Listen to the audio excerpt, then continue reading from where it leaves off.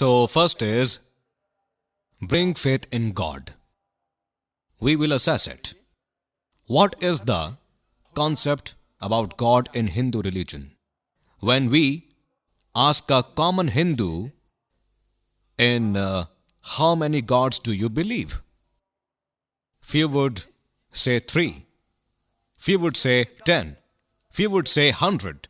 Few would say 1000. Few would say 33 million. But when we ask a Hindu priest who is well aware about Hindu scriptures, that Hindu will say that Hindus should only believe in one God and only one God should be worshipped. But a common Hindu believes in one philosophy which is called pantheism. Pantheism means usually ordinary Hindus believe that everything is God. Trees are God, humans are God, sun is God, moon is God, snake is God. We Muslims believe everything is of God. Trees of God, human being is of God, sun is of God, moon is of God, snake is of God.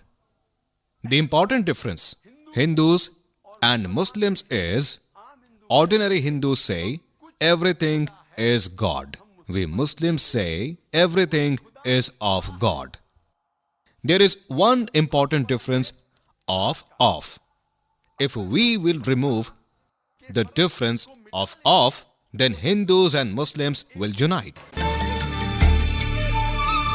Viewers, you just heard the views of Muslim religious spokesman Dr. Zakir Naik. And now let's hear the views of Jagat Guru Tattvadarshi Sant Rampal Ji Maharaj.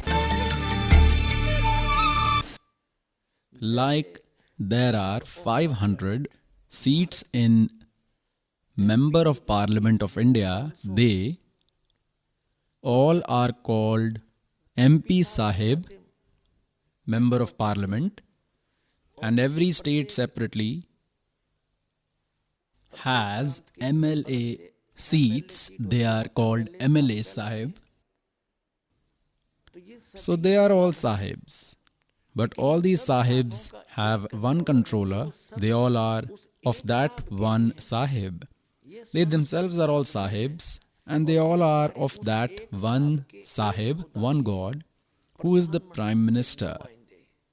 They are also Sahibs at their level, like if one had to get registration done.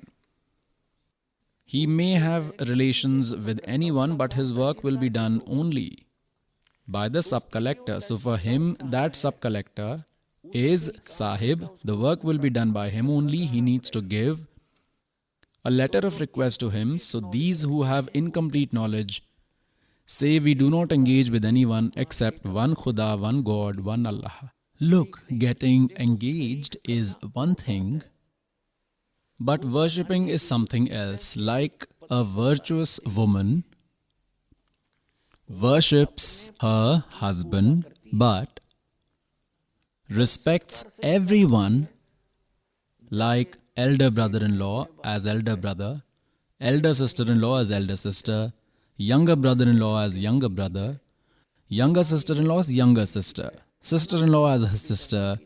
She respects all her family members reasonably. She doesn't worship them but respects them, greets all with namaskar. Till she stays in a joint family, that loyal wife, she lives lovingly, reasonably respects all, but when they get separated, she takes all her belongings, whatever is their share, to her husband's house. Whatever comes in her share, she doesn't mind and doesn't keep faith in anyone because she used to worship the husband. So when she got separated, she left with him whom she used to worship. But until she was in the joint family, it was her duty to stay nicely with all, should reasonably respect elders and young ones, so she is called a good lady. But if that same virtuous woman, same girl, doesn't speak well with anyone except her husband, neither with mother-in-law, nor with sister-in-law, elder brother-in-law, sister-in-law, father-in-law, then she is quarrelsome lady. Daily arguments and causes, split in the house. There can never be peace in that family. So those who say we do not bow to anyone except Supreme God are mistaken. Namaskar is not worship. This means to show respect to elders and young ones, greet them respectfully. It is not worship. Worshipping is from the soul for those whom you love. Rest all our activities which we must do, like if we need water, to get water, we worship water. And where is water? It is underground.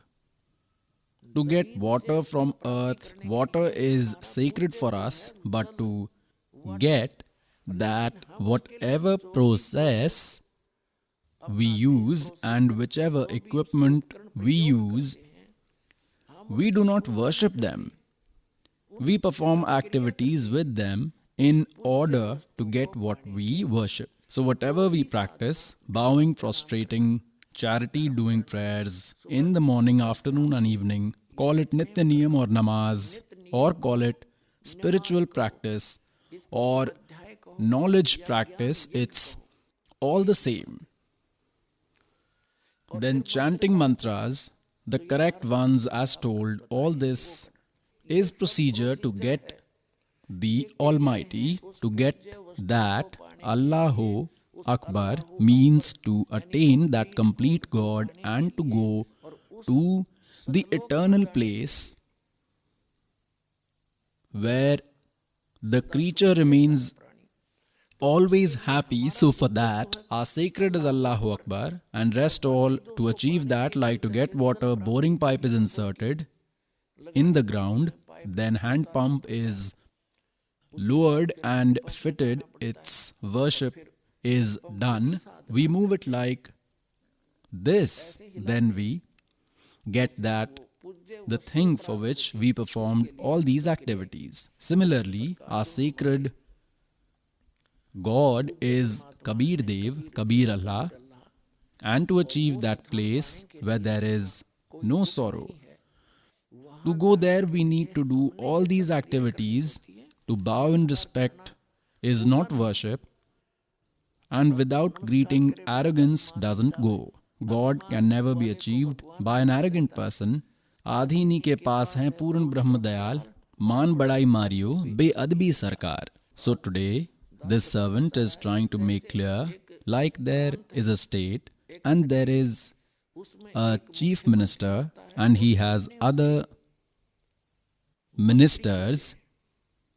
So this Brahm, Shar Purush, plays the role of the chief minister of one state who gave knowledge of Quran Sharif, who gave knowledge of Bible, who gave knowledge of Srimad Bhagavad Gita, who gave knowledge of all four Vedas, Rig Ved, Yajurved, Samved, Atharved.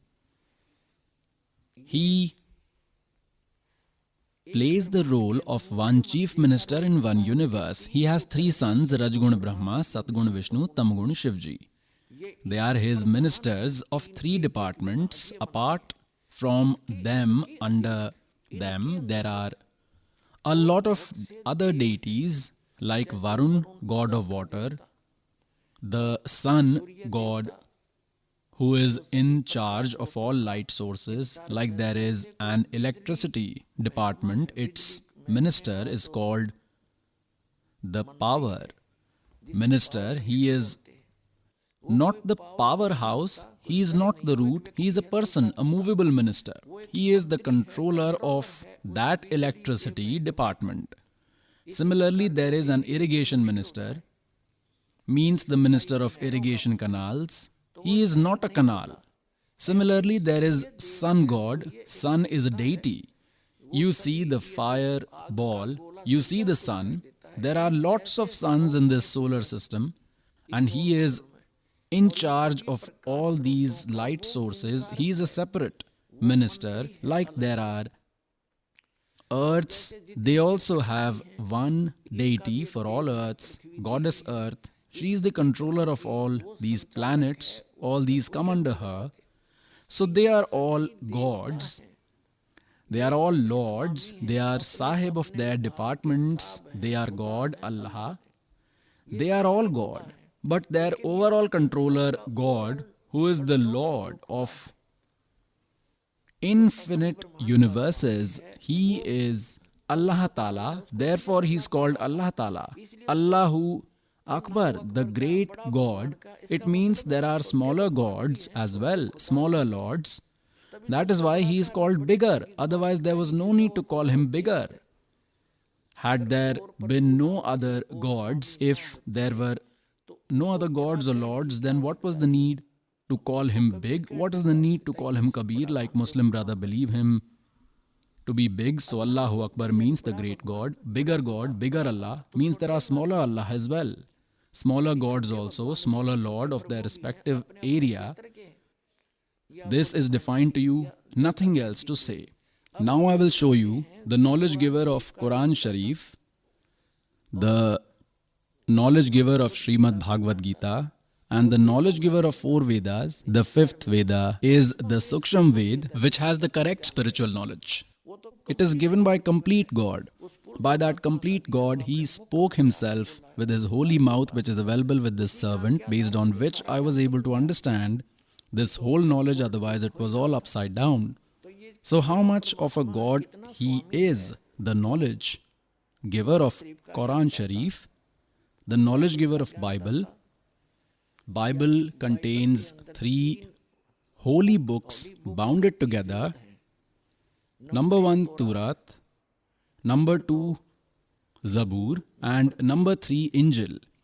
Collection of all these 3 is called Bible. So its knowledge giver is also this Brahm. The knowledge giver of Quran Sharif is also this Brahm.